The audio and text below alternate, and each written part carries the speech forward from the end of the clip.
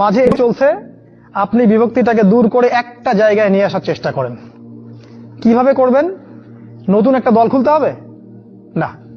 আপনি যদি একটা প্রতিষ্ঠান করে থাকেন, একটা ফাউন্ডেশন করে থাকেন, একটা সংগঠন করে থাকেন, যেটাই করে থাকেন, আপনি যদি এতটুকু নসিহা গ্রহণ করেন যে হ্যাঁ, এই শতদা বিভক্ত এই উম্মার প্রত্যেকেই আমার ভাই, সে যে মাযহাবই হোক আর যে তরিকাই হোক, সে আমার ভাই, সেও মুসলিম, আমিও মুসলিম, তার সাথে আমার কিছু বিষয়ে হয়তো দ্বিমত আছে, কিন্তু এই না, তার মানে এই না যে সে কাফের আর আমি মুশরিক, সে কাফের আর আমি মুসলিম, এমন নয়।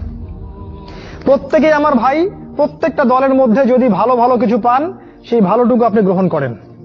আপনি দেখবেন প্রতিটা দলের মধ্যেই ভালো না কিছু আছে, আছে না? নাকি নাই, সবই খারাপ? প্রত্যেকটা ইসলামপন্থী দলের মধ্যেই ভালো কিছু না কিছু অবশ্যই আছে। সেই ভালোটাকে আপনি নিয়ে নেন, ব্যাস হয়ে গেল। আর প্রতিটা ইসলামপন্থী দলের মধ্যে দেখবেন কিছু না কিছু বিতর্কিত বিষয় আছেই। নাকি সব 100% পারফেক্ট? আছেই। ওগুলোকে আপনি ছেড়ে দেন, দিয়ে আপনি সবাইকে নিয়ে বসার চেষ্টা করেন। যেটাই করবেন সবাইকে নিয়ে করার চেষ্টা করেন।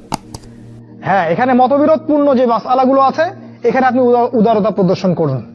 ফিকহের ব্যাপারে উদারতা প্রদর্শন করুন, আকীদার ব্যাপারে আপনি স্ট্রং থাকেন, ব্যাস। এভাবে আপনি উম্মার মধ্যে একটা ঐক্য আনতে পারবেন ইনশাআল্লাহ। আর এই উম্মার ঐক্য যদি না থাকে, তাহলে আগামী দিনগুলোতে এই উম্মাকে বাঁচাতে পারবে না কেউ না। এই উম্মার ঐক্য যদি ধ্বংস হয়ে যায়, যেটা হয়ে গেছে প্রায়, এই অবস্থা যদি চলতে থাকে আগামী 10 বছর, এই উম্মার ধ্বংস কেউ ঠেকাতে পারবে না, ইল্লা মাশা আল্লাহ। খুবই কনসিয়াস থাকেন, এটা ফরজ জিনিস। ওয়া'তাসিমু বিহাবলিল্লাহি জামিআ, আল্লাহ পাক বলেছেন আল্লাহর রজ্জু একসাথে শক্ত করে ধরো, এটা আল্লাহর আদেশ। আর যেটা আল্লাহর আদেশ সেটা ফরজ।